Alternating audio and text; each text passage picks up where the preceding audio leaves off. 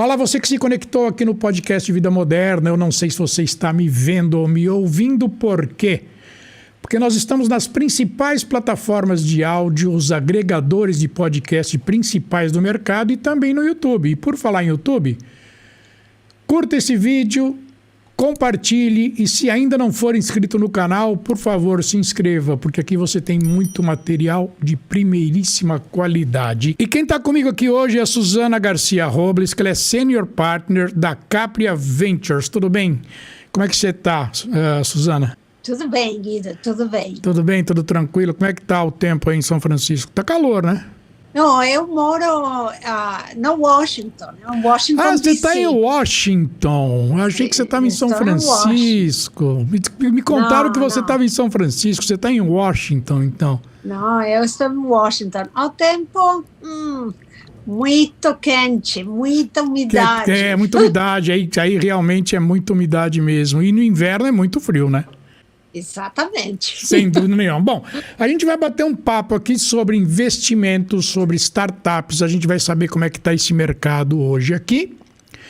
E eu estou aqui via Zoom com ela, porque é a melhor maneira de fazer uma entrevista remota como essa aqui. Suzana, conta para mim um pouquinho o que é a Capria, como ela surgiu e onde ela investe em startups no mundo. Quer dizer, não deve ficar só nos Estados Unidos, né? Ótima pergunta. Vou tomar um segundinho antes para explicar como eu cheguei à Capria. Tá bom. Porque tem uma grande história. Eu comecei no ano 99, trabalhando no Banco Interamericano de Desenvolvimento, num laboratório de inovação que eles tinham, que se chamava Fundo Multilateral de Investimentos. Tá. Ali, eu, por 20 anos, investi em fundos do Venture Capital por toda a América Latina e também em startups. Apoiei muito o desenvolvimento do Venture Capital através de a fundação das associações de VC, como a BBCAP no Brasil, as outras regionais como a LAVCA. E nos últimos anos, 2015, 2020, eu comecei a viajar a outros lugares, como a Coreia, Japão, a China, Israel, e nunca podia viajar à África, por exemplo, porque não era um país com membresia no BID. Então, eu sempre mirava assim como o Global South, o Sul Global, e dizia, o que eu estou vivendo aqui na América Latina, será que é possível replicar também em outros continentes? Sim. E assim eu comecei a conhecer a Capria. Capria é uma administradora de fundos baseada em Seattle, mas que tem também headquarters na Índia. Tá. E nossa missão é o Sul Global. Então, alguns hubs tecnológicos dentro da América Latina, da África, da Índia e do Suleste Asiático. Sim. Não investimos na China, por exemplo, e não investimos em mercados que já estão desenvolvidos, como, por exemplo, o Israel. Claro. Então, quando eu conheci Capria, eu achei que esse corredor que você tem entre empreendedores, startups tecnológicas, que têm muitas similitudes, têm muitas coisas parecidas, desafios, oportunidades, os mesmos setores-alvos, onde você pode realmente ter um grande mercado, ocorria assim, de Latinoamérica até o Suleste Asiático. Sim. Então, a Capria hoje tem 3 fundos na Índia, 2 totalmente já investidos, um fundo que vai ser levantado o próximo ano, então vamos ter 4 fundos proprietários na Índia.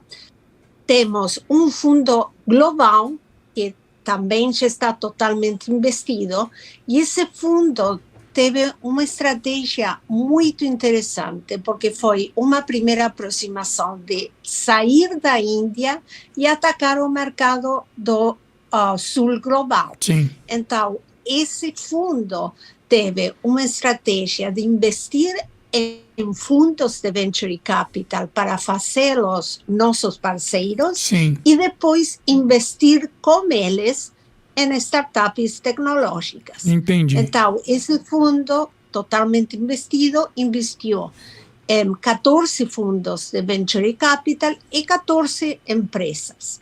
Mas agora já estamos levantando, tivemos o primeiro closing do nosso fundo global número 2, e a estratégia vira novamente a que realmente é nosso DNA. Sim. Investir diretamente. Então, neste fundo Global South número 2, vamos investir a maioria de nossos ativos em empresas tecnológicas, nesses hubs que eu mencionei, e um pouco em alguns fundos para continuar o relacionamento, porque achamos que foi uma muito boa estratégia para ter bons parceiros e poder co-investir com eles. Entendi. O Fundo Global 1 realmente começou a investir na pandemia. Então, imagine, na pandemia, ninguém podia viajar. Não. Ter parceiros por todas partes foi uma estratégia ótima. Sim, para nós. Entendi. Agora, vocês estão, pelo que entendi aqui, vocês têm o primeiro fechamento do fundo-alvo de 100 milhões de dólares, né? É para investir aonde, quer dizer, esses 100 milhões? Quer dizer, como é que isso vai estar distribuído do Equador para baixo? Vamos falar assim, né? Boa pergunta. Em propósito, nós não queremos pôr metas, Sim. Quotas. Nós queremos dizer, temos a grande vantagem que podemos olhar todas as regiões. Então, vamos ir àquelas companhias que são as melhores dentro dos setores que nós investimos. Sim. Que Climate Tech em relacionamento com Ag e Food Tech, Fintech, logística e mobilidade, e tudo isto totalmente fundado, baseado com tudo o que vem de inteligência artificial. Então, o que aconteceu no Fundo 1, por exemplo? Tá. Ao final, investimos mais em América Latina que em outras regiões, porque a América Latina estava tendo muita atração. Agora, de uma maneira assim, mais democrática, diríamos, vamos dividir nossos ativos de acordo às regiões, são 4, 100 milhões em 4. Mas isso não é o que na prática acontece. Na prática, o que acontece é que vamos por as melhores companhias. Entendi. Aqui, na informação que eu colhi aqui, vocês vão investir entre 20 e 25 startups, né? Como você falou, de tecnologia, nos centros empresariais da Índia, Sudeste Asiático, América Latina e Oriente Médio, e agora a África também, né? Sim. Dessas áreas aqui, como que você posiciona a América Latina e como está o Brasil dentro da América Latina nessa questão de investimento? O importante é entender que nós, dentro de cada região, temos hubs específicos. Sim. Então, dentro da América Latina, para nós, é São Paulo, Brasil, Sim. é México. O que estamos vendo na América Latina é que desde o Brasil, que antes não acontecia, muitas empresas já estão indo para o México, outras Sim. partes da Latinoamérica. E também desde México, eles estão chegando ao Brasil. Conhecemos muitos fundos de venture capital que em outros anos eles tivessem ficado somente no México, talvez indo para Colômbia, Peru, Chile. Agora, todos estão tentando ter times locais, equipes locais brasileiros. Por quê? Porque na pandemia nos dimos conta como o mundo se aproximou. Sim.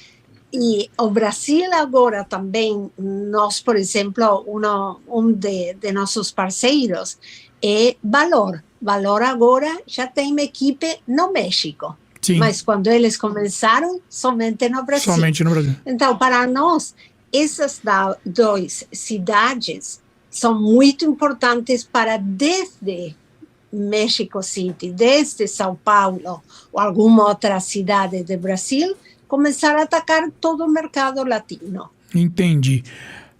Agora, para quem está ouvindo a gente, para quem tem uma startup, para quem está começando um negócio agora promissor, né? O que é mais importante buscar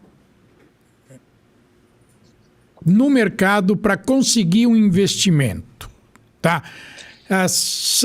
É a empresa gerida já de uma maneira bem profissional ou não? Como que é isso? Como que atrai investimento? Depende um pouco do estadio do investidor. Sim, sim. Nossos fundos parceiros, normalmente, eles investem em seed ou pre-seed. Tá ok. Pré-séries A. Nós, na Capri, investimos nas séries A e A+, e também podemos fazer follow-ons em séries B.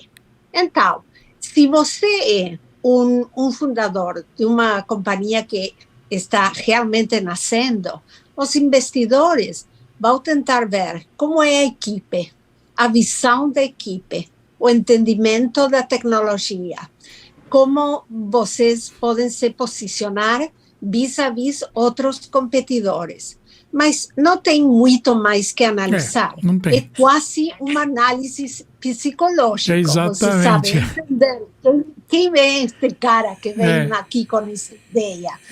E a ideia, uma coisa que eu sim considero importante, a ideia tem que ter algum tipo de relacionamento com a experiência da equipe. Claro. Se você quer fazer a energia renovável e sua experiência é em real estate, não vai convencer a ninguém. Não. Ok? Então, isso é para estadios muito cedos. Depois, como na Capria avaliamos um fundador? Já procuramos que essa companhia tenha algum tipo de product market fit. Tá. Mas esse alinhamento do produto com o mercado, o que estamos vendo ultimamente, é que numa série A, também numa série A+, muitas vezes a companhia tem esse product market fit numa vertical, mas se está desenvolvendo além outras. Então, nossa avaliação é entender se esta startup não dá bem com as outras verticais que agora está desenvolvendo, mas dá bem aqui, podemos imaginar um retorno de 10, 15x? Então, vamos lá. Entendi. Também entendemos que em todos os setores, da mesma maneira que agora a inteligência artificial está omnipresente, a outra coisa que está omnipresente em todos os setores é fintech. Todo mundo quer ter embedded finance. Sim. Por quê? Porque se você é uma companhia de EdTech ou de AgTech, todo mundo nesses mercados, e a América Latina é um deles, precisa mais acesso ao financiamento. Sim. Para pagar empréstimos de educação, para poder comprar as sementes, se você é um farmer. Sim. Então, esse embedded finance está em todas partes. Então, nós poderíamos investir numa companhia de educação que tem uma vertical muito bem desenvolvida, com product market fit, e está agora tentando ver como fazer um embedded finance se os números dão suficientemente atrativos nessa vertical desenvolvida. Também eu acho que continua sendo muito importante que os fundadores tenham uma visão de como crescer o mercado, estão enfocados nos famosos unit economics. Sim. O mundo virou, o mundo já não é 2021 na turma que todo mundo estava bebendo muita cerveja e qualquer coisa ia. Não, já agora todos estamos sóbrios, tomamos café. Exatamente, quer dizer, o dinheiro não está mais tão fácil, né? Não. E não era muito saudável. Não era. Não era. Ter um fundador que cada 2 meses levantava mais dinheiro, mas as avaliações iam cada vez de uma ronda a outra ronda 20x more. Não, imagina. Você sabe que eu fiquei impressionadíssimo o ano passado. Eu li que uma empresa da Califórnia, avaliada em 100 bilhões de dólares, estava desesperadamente procurando investimento da ordem de 3 bilhões de dólares para continuar o negócio. Quer dizer, tinha coisa errada, né? Como é que ela pode valer 100 bilhões e precisa de 3% dela para continuar tocando o negócio? Quer dizer... Exatamente. E por isso eu acho que o Brasil é competitivo. Por quê? Porque as avaliações, obviamente, também foram altas, sim, mas nunca tão altas como em Silicon Valley. Exatamente. Então, isso é o bom dos mercados emergentes. As coisas boas e as coisas ruins tardam um pouco mais em chegar. Então, para o momento em que as avaliações estavam assim, um pouco mais altas, já estavam empezando a cair 2022 com tudo o que aconteceu.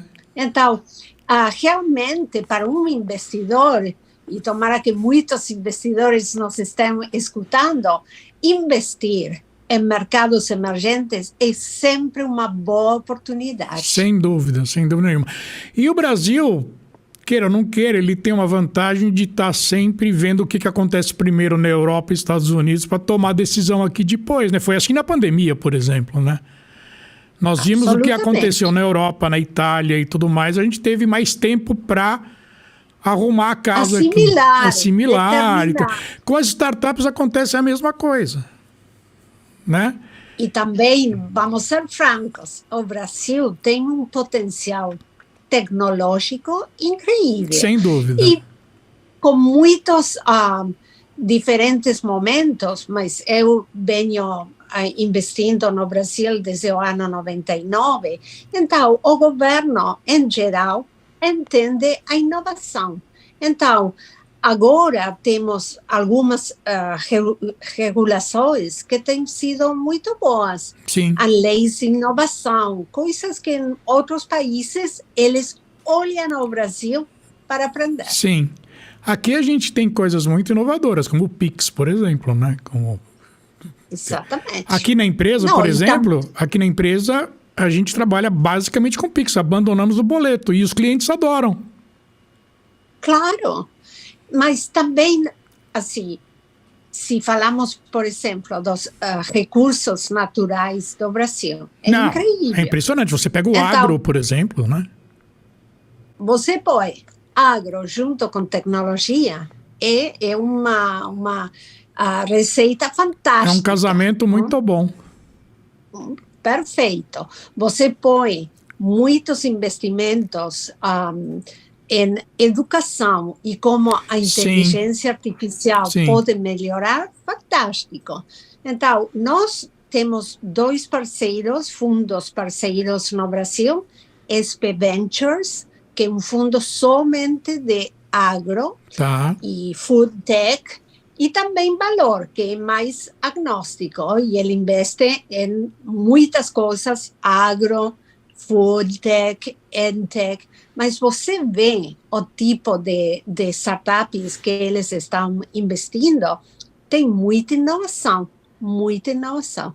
E também vemos que outros fundos que estão baseados em outras geografias da América Latina estão vindo para o Brasil também. Sim. E estão olhando as oportunidades, estão co-investindo entre muitos fundos. Antes isso tanto não acontecia, agora sim.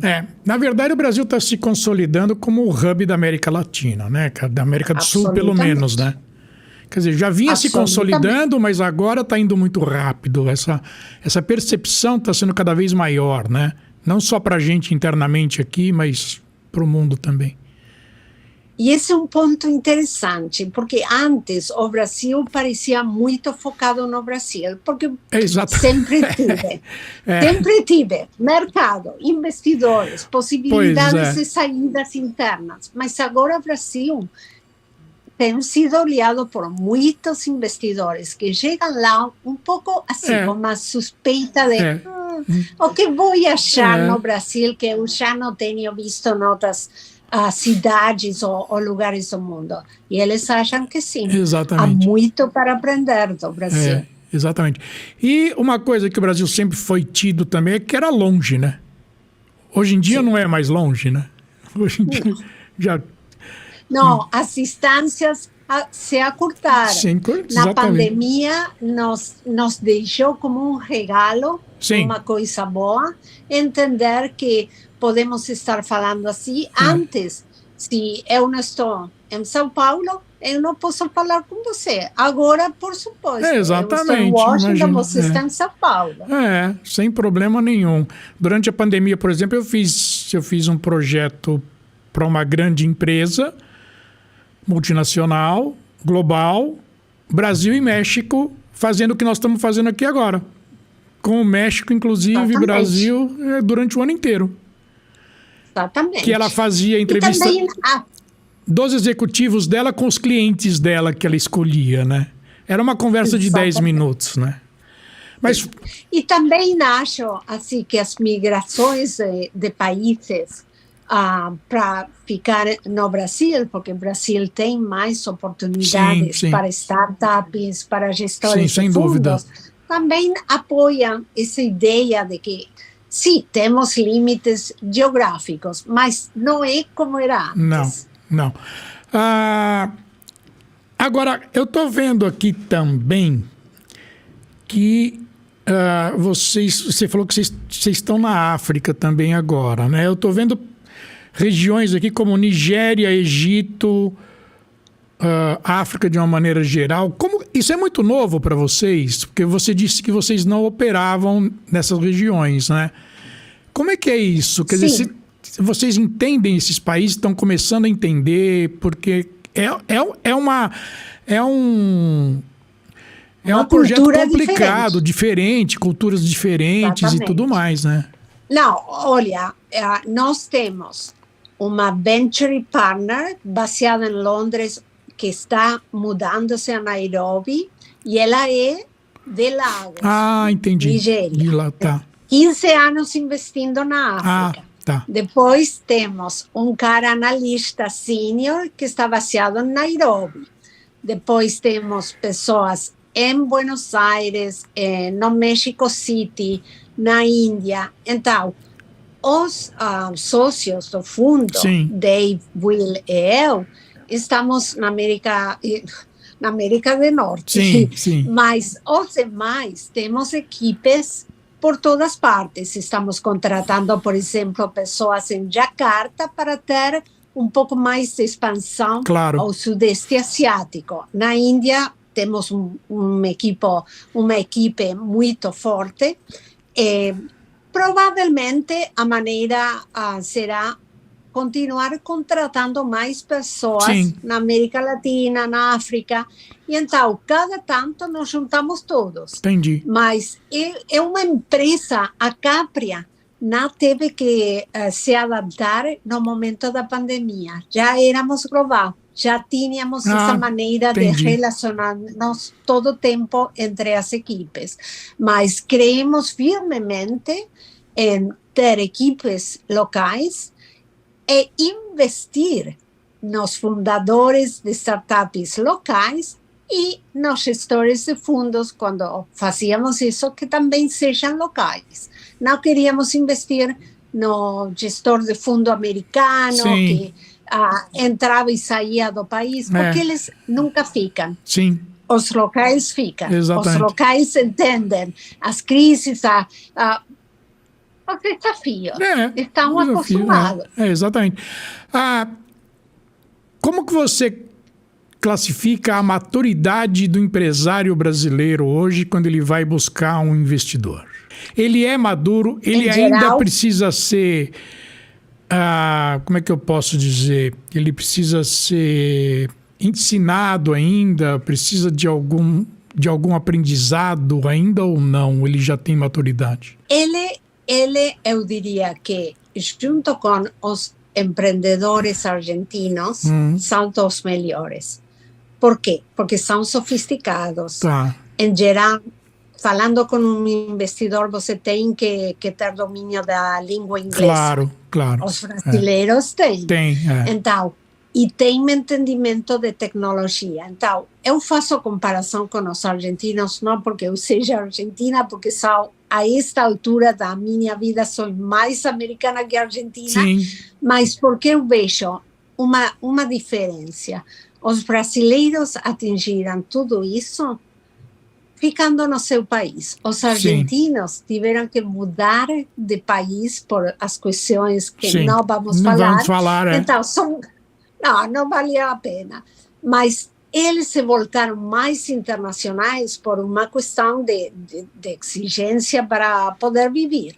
Mas o brasileiro tem esse chip no cérebro, ficando no Brasil. Ficando no Brasil. Não, eu sempre falei, quando eu comecei a viajar ao Brasil, eu adorei falar com os empreendedores. Obviamente, isso era 24 anos atrás. Sim. O que hoje eu vejo são empreendedores sofisticados. Sim. Eles sabem. Sim. Eles têm domínio da tecnologia, têm domínio de como, por exemplo, o típico que um investidor vai perguntar se ele não entende muito os mercados emergentes. Oh, meu Deus, os juros, as taxas de interesse, a volatilidade da moeda. Olha, você está com empreendedores que têm nascido nesse ambiente. Sim. Eles sabem como realmente fazer de algo que pode ser muito negativo, algo que vá para a sua vantagem. Sim, exatamente. Então, eu acho que os brasileiros estão assim, no top do top. Entendi. Para a gente finalizar agora, como que os investidores acham vocês aqui no Brasil? Ou na internet, ou não importa onde, tá? Sim, eu acho que está começando a conhecer-nos. Temos muitas empresas com quem estamos falando através desses fundos parceiros, SP Venture e Valor. Então, em geral, se tivéssemos tido este podcast umas 3 semanas, teria um anúncio que dar, mas eu não posso falar ainda. Tá bom. Tem um relacionamento com o Brasil e os fundadores brasileiros. Mas nós, por exemplo, temos um investimento na AgroFi, um B2B marketplace que está no Brasil, de origem argentina, mas agora mais no Brasil que na Argentina. Sim. E por quê? Porque o Brasil tem um mercado, uma vasta indústria agrícola, um mercado incrível, e as startups de agtech estão realmente aproveitando a tecnologia para enfrentar desafios críticos deste setor. Sem dúvida. Então, eu acho que vamos continuar aprofundando no Brasil. Tá bom. Eu quero agradecer bastante a tua entrevista para mim aqui. Agradeço pelo seu tempo. Eu sei que a sua agenda é bastante concorrida. Você separou esses minutos para mim. Muito obrigado, viu? Obrigadíssima. Foi realmente um grande prazer poder falar com você. Igualmente. E aqui é Guido Orlando Júnior, diretor de conteúdo do portal Vida Moderna, que você acessa em www.vidamoderna.com.br. E eu gosto sempre de terminar o meu podcast assim. Além de excelente conteúdo, nós entregamos conhecimento. Eu te vejo num próximo podcast. Tchau!